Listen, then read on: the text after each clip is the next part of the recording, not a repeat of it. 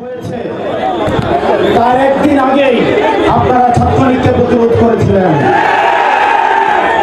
চট্টগ্রাম হচ্ছে প্রতিরোধের শহর, চট্টগ্রাম হচ্ছে লড়াইয়ের শহর এবং আমাদের এই রাজনীতি আমরা সূচনা করেছিলাম এই চট্টগ্রাম থেকে। চট্টগ্রামের প্রতিটি উপজেলায় আমরা গিয়েছি, প্রত্যেকটা উপজেলায় আমরা দরজায় আমরা কড়া নেড়েছি। জাতীয় নাগরিক পার্টির পথসভা শুরু হয়েছিল এই বীরচট্টলা থেকেই। প্রিয় সহযোদ্ধা, আমি আপনাদের দিকে তাকাচ্ছিলাম এবং একটা জিনিস দেখছিলাম, এখানে আপনারা বেশিরভাগ যারা আছেন সবাই আমাদের সমসাময়িক। আমরা সফলভাবে আমরা স্বৈরাচারের পতন ঘটাতে পেরেছি, কিন্তু আমরা সফলভাবে রাষ্ট্র গঠন করতে পারিনি। আমাদেরকে এখন রাষ্ট্র গঠনে মনোযোগ দিতে হবে। প্রিয় চট্টগ্রামবাসী, যারা অতীতে আমাদেরকে শাসন করেছে তারা জানতো যে তারা দিন শেষে বাংলাদেশে থাকতে পারবে না। তারা হয়তো ভারতে পালিয়ে যাবে, অথবা আমেরিকা পালাবে, অথবা লন্ডনে পালাবে। সেজন্য তারা আগে থেকেই তাদের ব্যবস্থা করে নিয়েছিল। তারা তাদের সেকেন্ড হোম বানিয়েছে, তারা তাদের থার্ড হোম বানিয়েছে। কিন্তু আমরা যারা বাংলাদেশে থাকবো, আমাদেরকে বাংলাদেশকে নিয়েই ভাবতে হবে। প্রিয় চট্টগ্রামের তরুণ প্রজন্ম, আমাদের অতীত প্রজন্ম আমাদের জন্য কিছু রেখে যায় নাই। তারা আমাদের একটা ভঙ্গুর অর্থনীতি দিয়ে গিয়েছে, একটা ভঙ্গুর শিক্ষা ব্যবস্থা নিয়ে দিয়ে গিয়েছে, তারা আমাদের একটা ভঙ্গুর স্বাস্থ্য ব্যবস্থা দিয়ে গিয়েছে, আমাদের মধ্যে সাম্প্রদায়িক সংঘর্ষ দিয়ে গিয়েছে, আমাদের মধ্যে কলহ দিয়ে গিয়েছে, পাহাড় বনাম সমতল সংঘর্ষ দিয়ে গিয়েছে। আমরা যারা এই প্রজন্ম রয়েছি, আমাদেরকে দায়িত্ব তুলে নিতে হবে। এই সব সমস্যার আমাদেরকে সমাধান করতে হবে। আপনারা যদি সামনে এগিয়ে আসেন, এই তরুণ প্রজন্ম যদি দায়িত্ব নেয়, আমরা বিশ্বাস করি এই তরুণ প্রজন্মকে অর্থ দিয়ে গেলা যায় না, এই তরুণ প্রজন্মকে লোভ দিয়ে গেলা যায় না। হাসিনা চেষ্টা করেছিল কিন্তু কিনতে পারে নাই। এই তরুণ প্রজন্ম চাইলে ইতিহাস তৈরি হবে।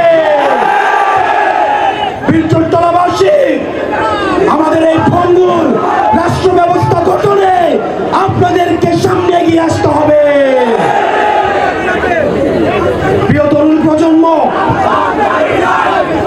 আপনাদেরকে মাথায় রাখতে হবে, আমরা এখন বর্তমানে যে কার্যক্রমগুলো করব সেগুলোর ফলাফল আমাদের ভবিষ্যতে আমাদের ভবিষ্যৎ প্রজন্ম পাবে। বর্তমানের কাঠগড়ায় যেভাবে অতীত প্রজন্মকে আমরা দায়বদ্ধ করি, আমরা যদি বর্তমানে আমাদের দায়িত্ব পালন করতে না পারি, তাহলে ভবিষ্যতের কাঠগড়ায় আমরা দায়বদ্ধ হব। সেজন্য আমাদের একটা নীতি নির্ভর রাষ্ট্র লাগবে, একটা ইনসাফ ভিত্তিক রাষ্ট্র লাগবে, যেই রাষ্ট্র ব্যবস্থায় স্বাস্থ্য, শিক্ষা, অবকাঠামো, কর্মসংস্থান, সাম্প্রদায়িক সম্প্রীতির মধ্য দিয়ে একটা গ্রহণযোগ্য এবং বাসযোগ্য বাংলাদেশ গড়ে উঠবে। এবং সেটির জন্য আমাদের এই তরুণ প্রজন্মকে ঐক্যবদ্ধভাবে কাজ করে যেতে হবে।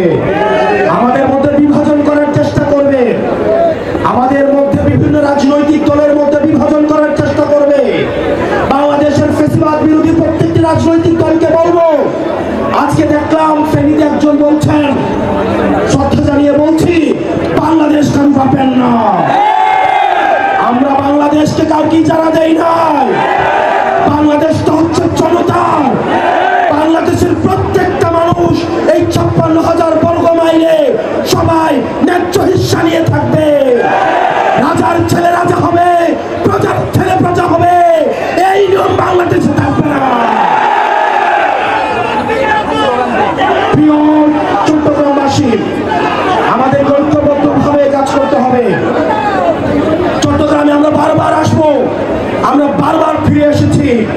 বাংলাদেশ যখন পথ হারায়, চট্টগ্রামবাসী তখন প্রতিরোধ করে। চট্টগ্রামবাসীর কাছে আমরা অবশ্যই আসবো।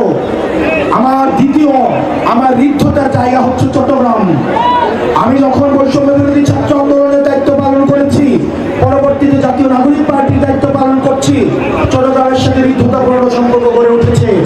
আপনাদের সবার কাছে আমার আহ্বান থাকবে, আপনারা ওয়ার্ডে ওয়ার্ডে, আপনারা উপজেলায় উপজেলায় গ্রুপিং দলাদলি বাদ দিয়ে বাংলাদেশের স্বার্থে, এনসিপির স্বার্থে সবাই ঐক্যবদ্ধভাবে কাজ করুন।